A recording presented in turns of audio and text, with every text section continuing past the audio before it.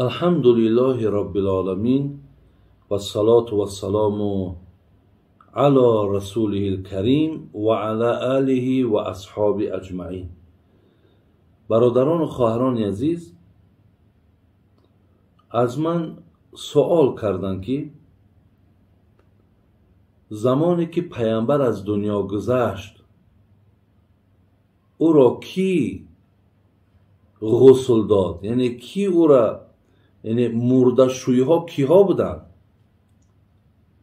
و دویم این که او را مقصد قبرش کی کند؟ و سوم این که جنازه پیامبر کی خواند؟ برادران و خواهران عزیز، پیش از آنی که این سوال رو من از کتاب مولانا صفی الرحمن مبارک پوری با شما جواب گردانم، البته باید هر کدام ما دانیم که الله مهربان کل نفس ذائقة الموت گفت. هر نفری، هر کسی، خواه او پیامبر باشد، خواه او ملائکه ها باشند، یعنی خواه گویم از زمره پرنده ها، خواه حیوان ها، خواه مایه های بحر، همه اینها با خود اجل دارد. اینها هر کدام اینها با خود بگیم روز دارد که باید که مقصد جانشون الله مهربان قبض کند. زین لحاظ ای زمان حضرت آدم تا پیامبر ما و شما چی مقدار پیامبری که آمد، الله مهربان جان همه اینها را قبض کردگی است. و این خاطر ما الحال نگاه میکنیم که آیا جسدی خوشبوی و جسدی بسیار با ارزش و جسدی زیبای این پیغمبر مونه وقتی از دنیا گذشت کیها شستند؟ شما دانیم برادران عزیز که پیامبر ما روزی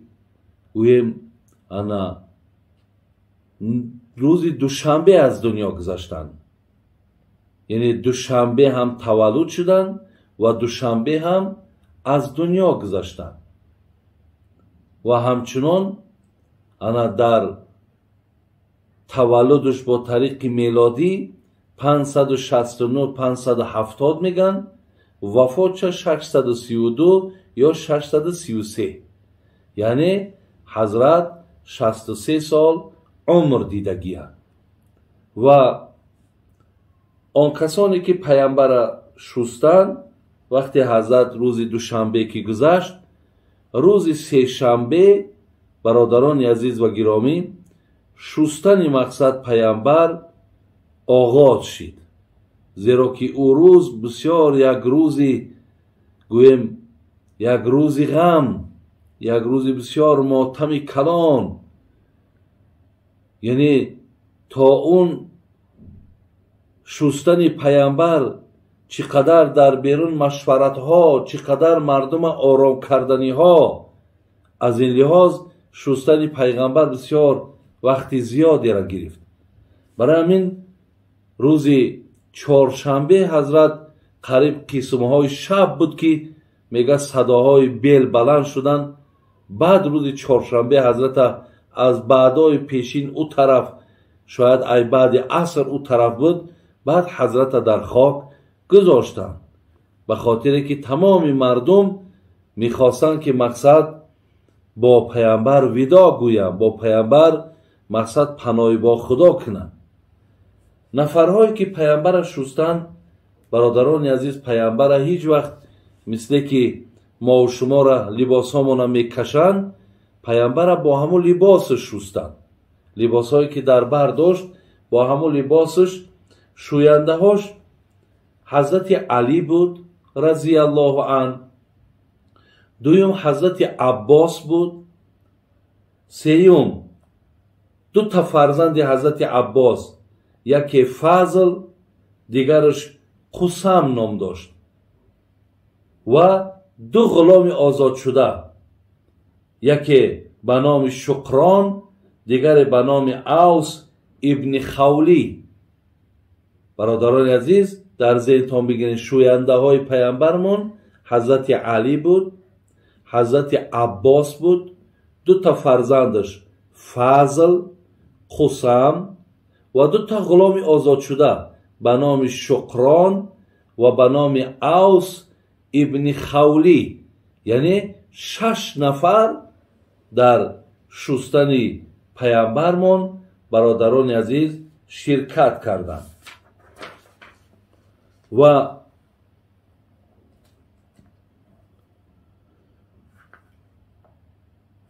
وقتی که پیامبر گذشتن در مسئله در کجا را دفن کنن، در اینجا هم بینهاشون اختلاف ها، بینهاشون مقصد خیلی صحبت ها دراز دوام کرد. و ابوبکر صدیق گفت از رسول خدا شنیدم که میفرمود که هر پیامبر در جایگاه وفاتش دفن می شود، یعنی در کجایی که حضرت پیامبر گذشت همونجا باید که مقصد قبرش کنده شود. از این لحاظ خانه ای که پیامبرمان گذشت شما میدونید خانه عایشه مادرمان بود و بالای دست حضرت عایشه مادرمان در گذشت. و همچنان وقتی که فهمیدن که ابوبکر صدیق از رسول خدا شنید که در همون جایی که جان داده است باید در همون جا قبر شود، از این رو میگه ابو طلحه خب بستری را که آن حضرت بر او وفات یافت کنار زد و زیر آن را حفر کرد و بر قبر لحد ساخت. همون جایگاه که حضرت خواب بود که امروز اینا در مدینه منوره همون جایی که حاضر خواب است، همون را میگه بسترش ای طرف کردن و همون گویم زیر پاش بودگی را هم یک طرف کردن و همونجا را جناب ابو طلحه کند با طریق لحد کندن و حضرت در همونجا قبر در جا کردن. و جنازش چگونه خواندن؟ مردم میگه گروه های 10 نفره به حجره پیغمبر وارد می شدن و به آنی که کسی بر آن امامتی نماید بر آن حضرت نماز میت به جای آوردن. نخست خاندان و خویشاوندان پیامبر، سپس مهاجرین و سپس انصار و پس از آن کودکان، آنگاه زنان و بر اون حضرت نماز گذاردن. بعد این ترتیب تمامی 3 شنبه و بیشتری 4 شنبه سپری شد. عایشه رضی الله عنها گفت که از دفن رسول اکرم آگاه نشدیم تا اینه که در تاریکی شبانگاه و در روایت دیگر در آخران ساعتهای شب 4 شنبه صدای بیلها شنیده می شد. پس معناش همین که ابو طلحه لحد کندن و جنازش البته برای پیامبر که خودشان امام بودن، خودشان که پیشوا بودن، دیگه برای او کسی امام شدن حق نداشت.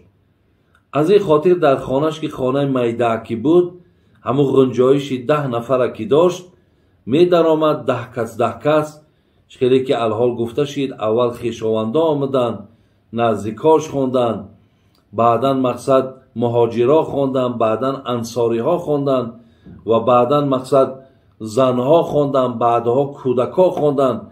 همه مقصد 10 نفر خونده تا بیگاهی 4 شنبه را گویم که همه نمازها خوانده شید و همه با پیامبر پناه با خدا کردند و هر کسی برآمده در بیرون مردم آرام میکردند. از همه جهت مقصد مردم آگاهی را پیدا کردن و عایشه مادر ما گفت که همون تاریک شب 4 شنبه صدای بیلها البته شنیده میشد. این بود برادران و خواهران عزیز درباره نفرهایی که کی شستند و کی قبر کندند و کی مثال بر او جنازه خواندند. در اینجا یک نکته که دیگر هم از ناگفته نمانیم و ما باید دانیم که وفات پیامبر بالای دستای عایشه مادر ما شد. و یکی از همان خصوصیت هایی که 10 خصوصیتی که حضرت عایشه میگه من با دیگر زنهای پیغمبر برتری داشتم، یکیش همین بود که حضرت در خاندان من گذشت و دیگر این که در بالای دستان من گذشت و دیگر این که وقتی که همون لحظه آخری از عمرش بود میگه بر من اشاره کرد که همون مسواک چوبی که حضرت دندانکاش دایم پاک میکرد گفت همون را بگی بیار. دیگه حضرت قوت گپ زدن نداشت. وقتی میگه گرفته آوردم اشاره کرد که در دهنت مقصد ملایم کن. با گرفته همون را میگه ملایم کردم و بعدا حضرت میگه گرفت همون را در دندانهاش مالید و بعد همین گفت با رفیق اعلا با پروردگارش پیوست شد. اینجا در مادر من عایشه افتخار میکند که در آخران لحظه هم در دهان پیامبر آب دهن من بود. خدای مهربان خاتمه بخیر کنه و ایمانمون با سلامت نگه داره. سلام علیکم و رحمت الله و برکاته.